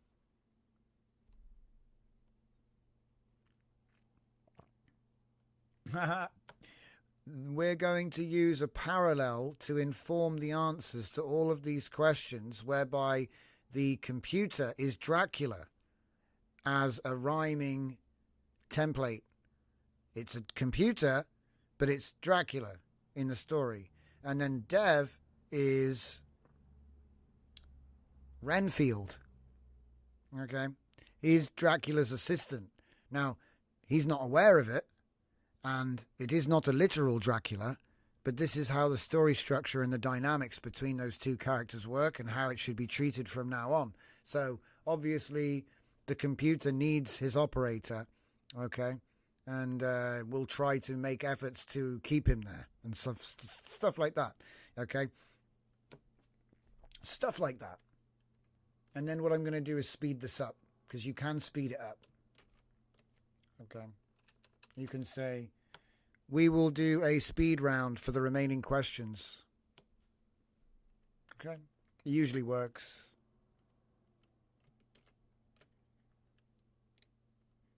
I recommend doing all 20, but I want to see what it does next, because that's the bit that's interesting to me. It might screw all of this up real badly, and then I don't really want to put all the time into this without knowing that it's going to complete. I need to get down to phase 4. It might not even have it. It might only have phase 1, but I'm impressed at the moment. It's actually doing the thing. So, speed round activated, apparently. Okay.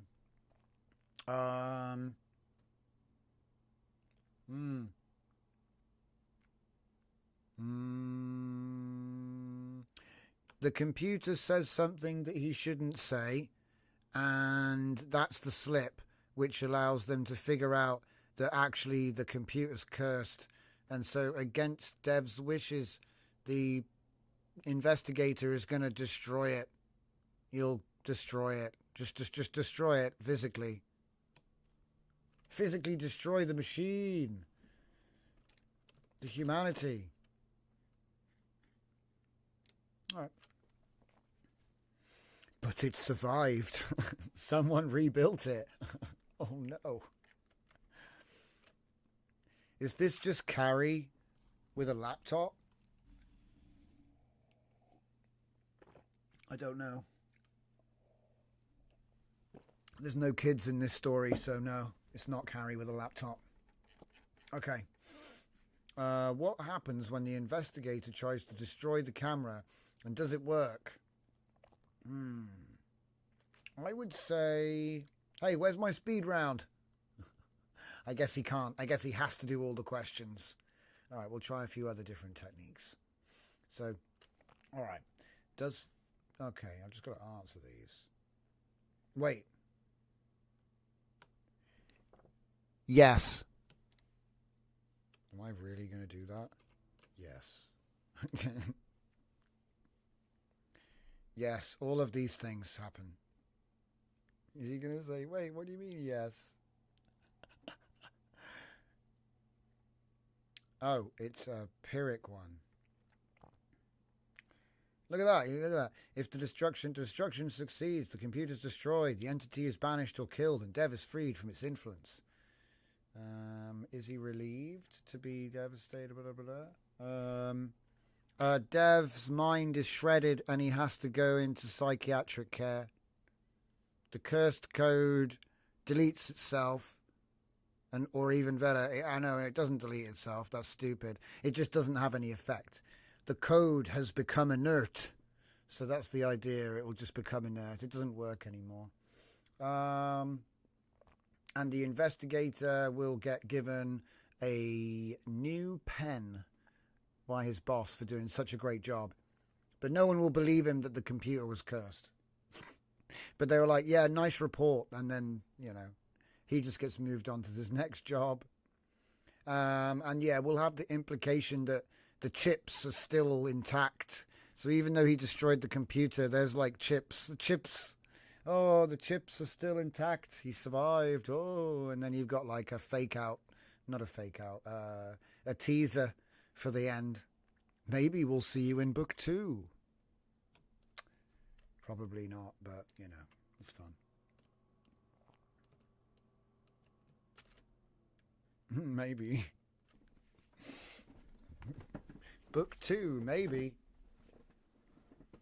I think we're just going to have to get through these questions. Psychiatric care. I think it's broken. No. Oh, no. See, you never know if I've broken it. So where are the chips? Okay. It all goes into an evidence locker, which means that at any time, someone in data forensics might, get them out and put it back together again. Could that be a book 2? Perhaps. But we're going to leave it open. I don't want to, just leave it open to the reader to infer whatever it may or may not mean. Essentially you can just say, oh, the chips are intact. Basically, it just means they're not broken. There's no glow or anything cheesy like that. They're just not smashed. That's the point. Not destroyed. Destroyed, broken, but not destroyed. Yeah, I'm not going to do cheesy, oh, there's like a green glow or a spark of electricity. You could do all that stuff, but it's, I'd rather have like a little flint spark. If you were going to do something, it'd be something subtle, like a little flint spark, like a static pop. So something that you wouldn't see, that isn't too crazy. No one's going to notice. You'd have to sit there and watch it for ages, and you might see something weird. You'd be like, It's just something that's like eyebrow raising, not super obvious. And that's probably where the producers come in and go, no one's going to understand that, mate. You have to make it like lightning or a green glow, because they need to know that.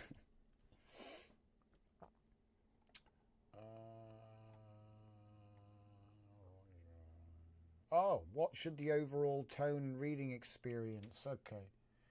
This is supposed to be a spooky horror thing, so I think you should probably use cosmic dread, procedural horror, and tragic inevitability as the central themes. That's pretty. He knows. He already knows. Why is he asking? Oh, how technical. I should have told him. Make the code super legit. Make the code real. Because I think that would actually be kind of funny. Too late.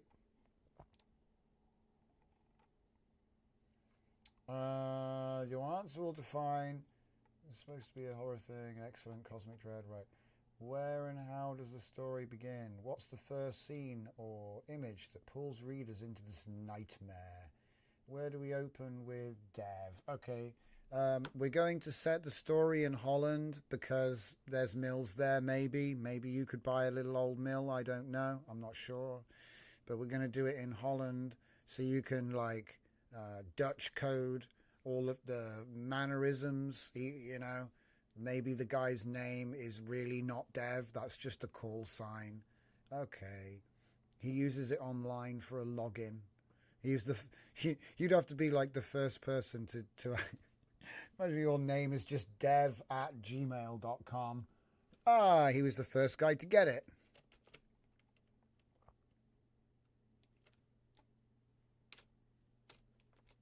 Okay. Do we open with Dev on the mill? Dev on the mill. Yeah. Okay. So it would look at how the guy lives. He's off the grid, and he just does internet coding for his own personal, or what he thinks is for his own personal interest, with an old computer which he somehow keeps using, even though it's very old. And yeah, because the thing is, you could actually run a lot of this stuff with just Notepad if you knew what you were doing. You don't really need much. You know, you don't really even need that. You know, if you're a command line guy, you often don't even need a GUI for anything. So, here he goes. Can we get to the 20? I need to get to question 20. We'll go into overtime, ladies and gents. So what's this? Maybe it was a cursed USB. So it can get transferred. I like that. Sentient static that passes around and isn't actually data. It's just a weird charge that transfers from place to place. It's kind of an interesting idea. Who is this investigator? He's the... okay, I said FBI and then I said Dutch. Look at him calling me out. He's Dutch, but he's still in the FBI. He's been sent as the FBI liaison on the case because the last FBI liaison on the case got killed. But he's being reassigned to replace that position because he fits all of the requirements. You know, being Dutch makes sense, right? He is Dutch and international. So we're talking born in America, Dutch family, Dutch language, you know. So this guy's coming in to do that. There is no personal connection to the case. What's this?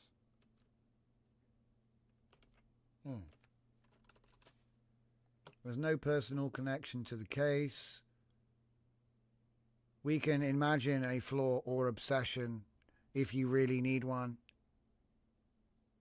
We can risk everything to pursue this. And they do think about walking away at some point in the story, but then have a second thought and come back to continue. Keep it vague. Let him fill it in.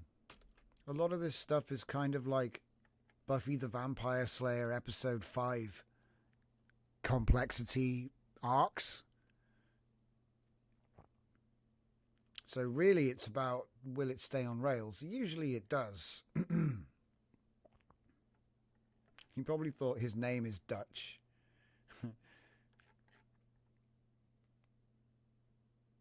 Name, Dutch. Nationality, Dutch. Language, Dutch. No, double Dutch. That'd be even better. Dutch. What do we got? Heart of the horror. Okay, what's the core truth? Oh. So the core truth would be visions of Lovecraftian Cthulhu madness for split seconds, followed by disorientation. And that would be happening when he finally actually gets his hands on the actual machine.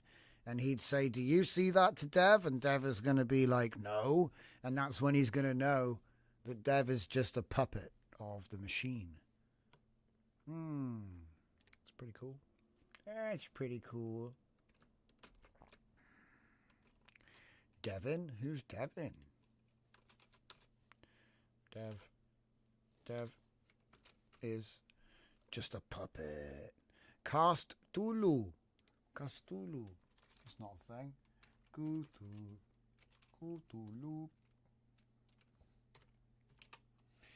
Cut. There it is. Okay. Yes. Okay. Even better. We can also run a subplot where people in the Dutch police are starting to think that this new guy is going to get himself killed somehow as well, because they're going to increasingly think he is becoming obsessed with the case and he should take a break and come to the bar and drink with us after the day, and he doesn't do it. He just keeps working on the thing with the board, with the research board after hours and drinking. There you go. There's your character flaw. He's just going to drink lots of vodka while he's doing research, like a good policeman. Oh, lawbook has been created. Review and save it. How do we do that? Interview complete. So, review it. Submit answer. Wait. He's already said that, so something's weird. Can we not go to the next thing? Do I have to go... Ooh. So it made the thing though. Okay, so how about I just in case I don't want to I'll save that. So save that. But you would think okay, so there's a problem. It doesn't go to the next step. All right. That's a bit of an issue, isn't it? Let's just save this file real quick.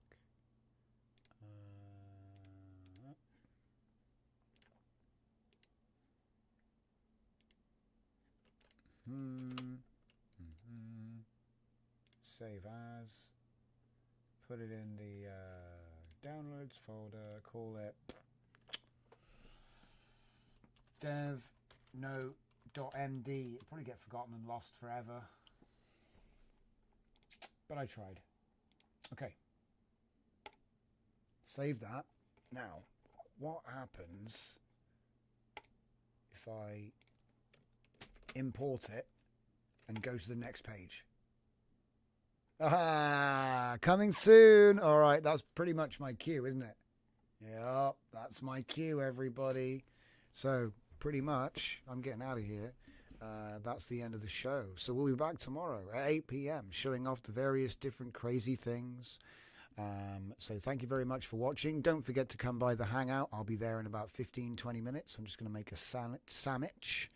And thank you all for watching and supporting the channel over the years, because like I say, it's been a blast and I hope it continues. So anyway, we'll be back tomorrow, 8 p.m. See you next time. Alex, the rest of your minutes deal. That means like so. It's not smash again. It's just Say my life, I never think us miss. Just if you want to get no like this, you can keep it check. My bar can't ever something. Okay.